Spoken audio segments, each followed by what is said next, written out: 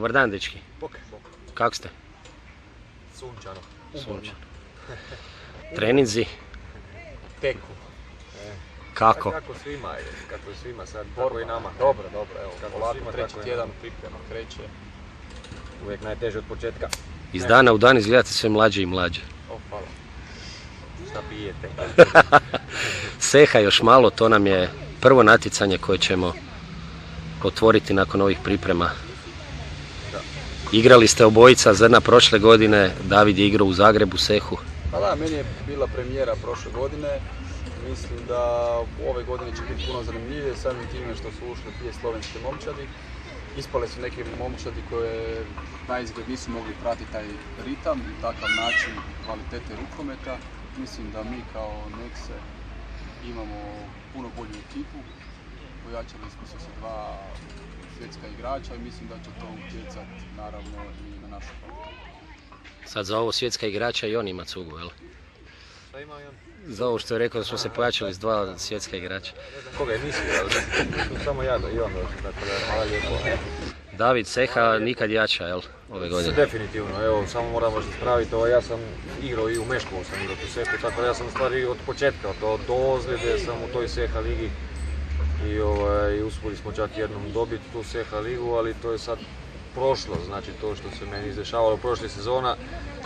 Evo, sretan sam da sam se opet vratio na hajmo reći sad, to se skoro pa može reći najjaču ligu na svijetu. Ja rekao, poslije nakon ove sezone, ja mislim da neću biti jedini koji tako pričam, tako da sam sretan i pun motiva, naravno, da dokažem da još uvijek mogu, da je ozljeda prošlost. I drago mi je da sam u ovakvoj ekipi, evo, sa ovakvim igračima i vidim ti mladi dečki koji su tu. Uključno sa gospodinom Zrnićem, naravno. Jedan mladi dečko. Kako god, malo emšoga, malo pokaže drugačije, jer on je po srcu mladi i trči ko zec, tako da to nam je najbitnije. I stvarno imamo dobru ekipu i veselim se, evo, početka sezone, odradili smo najteži dio. Sad nas čekaju prve pripremne utakmice, tako da, evo, ja sam sretan. Znači, najveća novost u Seha ligi ove godine je ulazak dva slovenska kluba, jedan mali pogled na nekakav odnos hrvatskog i slovenskog rukometa. Mislim da su se malo smjerovi vode promijenili, dosta je naših igrača prije išlo u Sloveniju, sada je dosta slovenskih igrača došlo i u Nexe i u Zagreb konkretno. Pa dobro, može i on može to bolje prokomentirati, a moje mišljenje je, mislim da je sve u svemu, ne možemo reći da se Hrvatska liga, pošto se slovenska malo oslabila, se pojačala. Nije, nego jednostavno slovenska liga nema više puno klubova, ima jedan ili dva kluba što su Celje i Gorenje, isto kao u Hrvatskoj što su Zagreb i Nexe. I sad ti neki igrači koji su stasali u Sloveniji, kroz reprezentaciju, kroz sve, su došli u naš klub i u Zagreb gdje su dobri uvjeti, gdje klubovi dobro funkcioniraju. To je za ta naša dva kluba jako dobro. Mislim da bi se naravno trebali i drugi klubovi u Hrvatskoj pojačati s nekim igračima. Da, ja se isto slažem s time, ja sam uvjeren da je to dosta kriva Seha liga, da je to dosta dobro ga napravilo za taj rukomet na Balkanu i da još uvijek to radi i sretan sam što je taj projekt sad što podupiru isto Slovenci.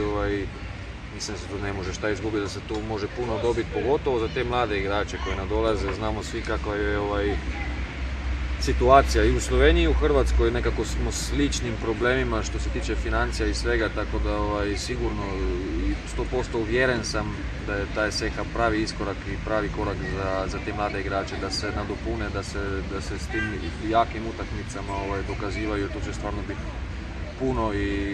puno kvalitetnih utakmica, tako da sretan sam za sve to i naravno na kraju krajeva za cijelu ligu. Tako je, jedan mali odmak od klubskog rukometa, ne možemo preskočiti temu olimpijade. Hrvatska je počela porazom, Slovenija pobjedom. A ja iskreno nisam gledao jučerašnju utakmicu, ali slušao sam na radio, ali možda čak i bolje da nisam. Opet prvi mačići se bacaju u vodu, makar mislim da ti ljudi koji su laici, koji misle samo da je Katar sličan ko Bahrein, što je bilo prošle godine, a nije tako. Katar je jedna organizirana momčad koja živi godinu dana zajedno i to nije nekako iznenađenje za nas koji pratimo rukomet. Jučer što se dogodilo ne mogu baš komentirati, rekao sam da nisam gledao, ali mislim da će im se jako teško biti vratiti ponovo na pravi kolosijek da bi držali ritam u toj grupi. To je moje mišljenje, mislim, volio bi da se varam, ali opet puno turnira smo mi tako krenuli, imaju šanse. David, Slovenija. Prvi turnir, ajmo reći sad zlatna generacija Hrvatska je krenula tako, jer prvi poraz protiv Argentine sa pobjede. Tako da, ajde, da pustimo njih. Definitivno, da, ja sam gledao tu utakmicu sa Katrom Hrvatske, nažalost i Slovenije nisam mogao pogledati zbog te ure, jer jednostavno 3 ujutro imam svoj program, moram odspavati. Evo, to je recimo mala promjena iz onih mladih dana i sad ovih malo iskusnih dana, sad mi taj san ipak treba.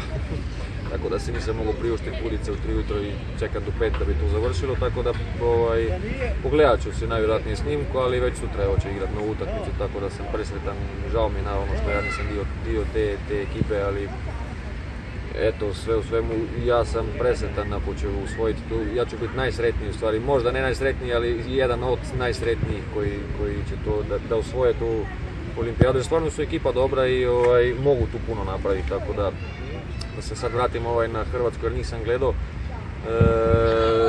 Teško je reći šta je tu bilo. Jednostavno, ja bih rekao samo ubio ih je Šarić.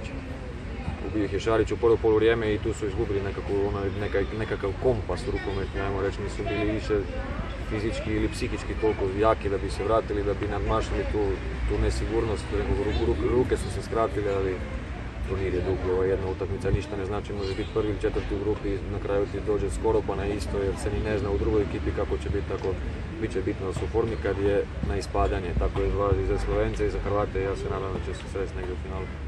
Odlično, dečki. Hvala za sad, onda idemo na sladoled ili imate nekog drugog posla sad? Ne moramo se te cuge podijeliti ovoga. Dobro, ali prvo trening. Najprije to, pa onda ćemo malo počirati. Na 42 stupnja.